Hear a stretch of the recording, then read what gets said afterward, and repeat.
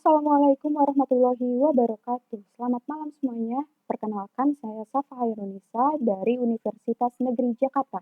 Di sini saya akan mempresentasikan mengenai pengembangan video pembelajaran menggunakan pendekatan konstruktivisme melalui platform YouTube pada materi perbandingan trigonometri untuk siswa kelas 10 SMA.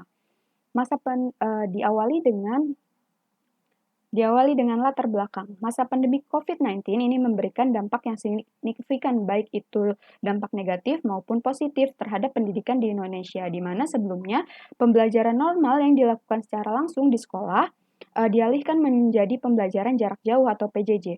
Peralihan tersebut sesuai dengan perintah Kementerian Pendidikan dan Kebudayaan Kemendikbud pada Surat Edaran Nomor 15 Tahun 2020 mengenai pedoman belajar dari rumah pada masa pandemi COVID-19. Peralihan tersebut terjadi secara cepat yang menyebabkan ketidaksiapan sebagian besar guru-guru dalam melaksanakan PJJ, di mana dalam pelaksanaannya guru harus dapat memanfaatkan teknologi yang ada untuk digunakan sebagai media dalam memberikan kegiatan pembelajaran kepada peserta didik.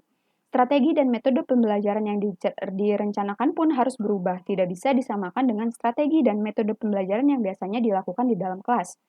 Nah, walaupun masa pandemi ini memberikan beberapa dampak negatif terhadap kegiatan pembelajaran, tetapi di sisi lain masa pandemi ini memberikan dampak positif, yaitu membangun lingkungan belajar digital, di mana kegiatan tersebut merupakan ciri dari revolusi industri 4.0. Dan hal ini juga sejalan dengan tujuan yang ingin dicapai oleh Sustainable Development Goals atau SDG pada poin 4, yaitu menyediakan lingkungan belajar yang aman, anti kekerasan, inklusif, dan efektif bagi semuanya. Nah, menanggapi revolusi digital dan masa pandemi ini, sudah saatnya bidang pendidikan mulai menyesuaikan dengan segala perubahan yang terjadi pada kegiatan pembelajaran agar siap melayani peserta didik yang berasal dari generasi saat ini. Nah, pemanfaatan teknologi dalam bidang pendidikan menjadikan kegiatan pembelajaran lebih efektif dan efisien, sehingga dapat menarik minat belajar siswa. Digitalisasi pada lingkungan pembelajaran dapat dilakukan dengan cara menghubungkannya secara langsung dengan aktivitas pembelajaran, seperti salah satunya adalah pemanfaatan media atau kegiatan pembelajaran berbasis internet. Misalnya adalah pemanfaatan media sosial. Nah, hasil survei yang dilakukan oleh Asosiasi Penyelenggara Jasa Internet Indonesia pada tahun 2020 dengan 7.000 sampel yang tersebar di seluruh Indonesia. Survei tersebut dilakukan menggunakan teknik sampling berupa probability sampling, yaitu multistage random sampling, kemudian mengumpulkan data melalui wawancara dengan bantuan kuesioner. Nah, hasil survei menyebutkan bahwa alasan seseorang menggunakan internet adalah untuk media sosial. Sebesar 51,5% memilih media sosial sebagai alasan utama mereka dalam menggunakan internet. Hasil lainnya juga menunjukkan bahwa konten internet yang paling sering dikunjungi adalah menonton video online, dan sebesar 61% memilih kategori sering menonton video pada platform YouTube. Dengan adanya fakta-fakta tersebut memberikan kesempatan kepada guru untuk dapat memanfaatkan media sosial khususnya YouTube sebagai variasi dalam melakukan pembelajaran ketika masa pandemi berlangsung maupun ketika keadaan kembali normal. Nah, hal ini juga sejalan dengan hasil angkat analisis kebutuhan peserta didik yang dilakukan di 3 kelas 12 IPS di SMA Negeri 39 Jakarta dengan total responden sebanyak 120 peserta didik. Hasil analisis kebutuhan yang didapatkan adalah sebanyak 70,8% memilih video pembelajaran melalui YouTube sebagai media pembelajaran. Nah, dengan menggunakan media sosial YouTube, guru dapat membentuk suatu pembelajaran matematika yang disajikan melalui video pembelajaran. Nah, pernyataan-pernyataan yang sudah disampaikan di atas diperkuat juga dengan hasil penelitian yang dilakukan oleh Cynthia Yudela, Rilo Pambudi, dan Tria Okakram. Penelitian tersebut menyatakan bahwa video pembelajaran matematika dengan menggunakan platform YouTube memenuhi kriteria kualitas produk yang valid, praktis, dan efektif. Nah, materi yang akan dibahas pada video pembelajaran tersebut adalah materi perbandingan trigonometri, karena materi trigonometri mendapatkan polling terbanyak pada angkat analisis kebutuhan. Sebanyak 37% peserta didik memilih materi tersebut sebagai materi yang paling sulit dipahami dibandingkan dengan materi-materi yang lainnya. Nah, permasalahan-permasalahan tersebut juga terjadi pada penelitian yang dilakukan oleh Tivaniar Andriani dan Alfi Yunita.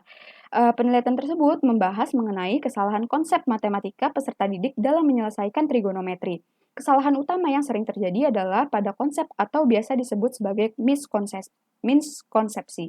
Selain itu, kegagalan yang terjadi pada peserta didik selama pelajaran matematika adalah karena peserta didik hanya cenderung menghafalkan konsep yang dipelajari tanpa memahami makna dari konsep tersebut dengan benar.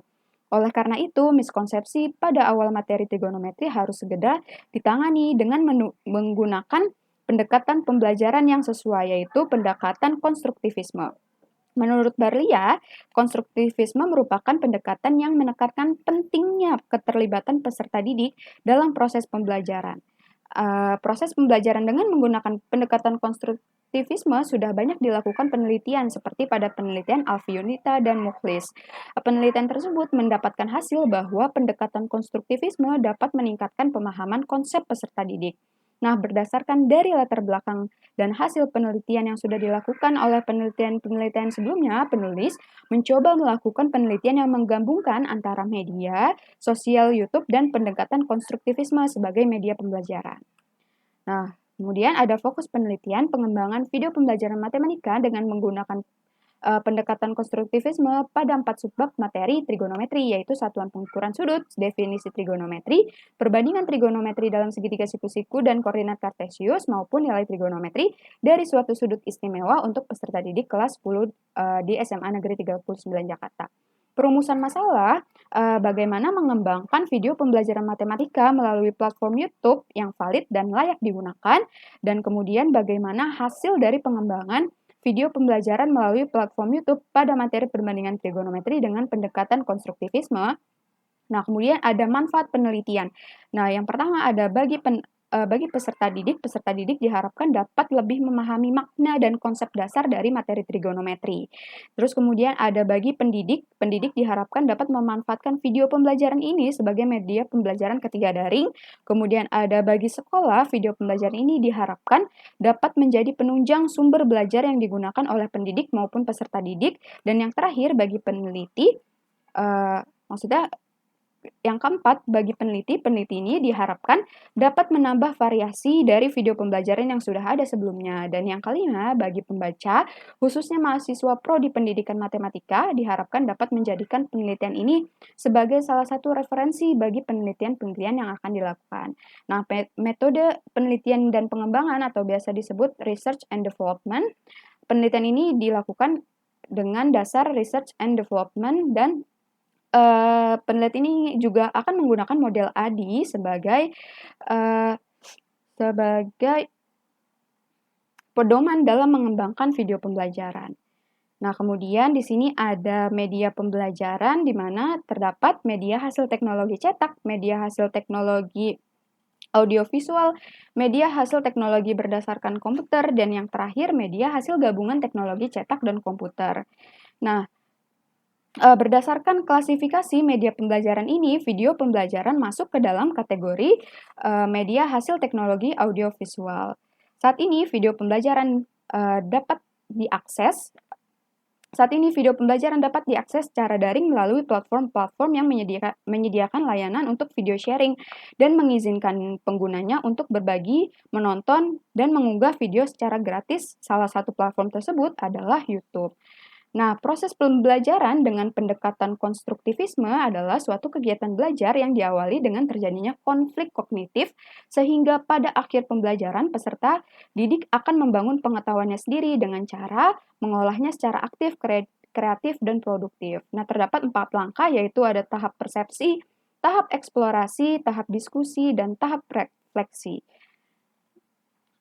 Karakteristik video pembelajaran yang digunakan yaitu dengan menggunakan pendekatan konstruktivisme, di mana video pembelajaran ini dikemas agar peserta didik dapat mengonstruksikan pengetahuannya sendiri dengan cara mengolahnya secara aktif, kreatif, dan produktif. Selain itu, video pembelajaran ini juga ingin memberikan kesan agar peserta didik seolah-olah merasakan belajar seperti di kelas, di mana guru menjelaskannya dengan lisan sembari menuliskannya di papan tulis. Demikian juga dengan video pembelajaran ini. Video ini akan menjelaskan materi sembari menuliskannya di layar dengan menggunakan perangkat keras berupa stylus pen.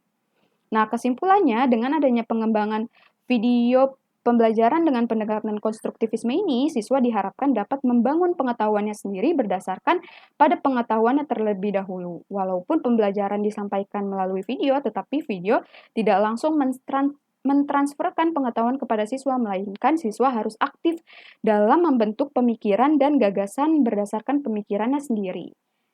Sampai sini, wassalamualaikum warahmatullahi wabarakatuh.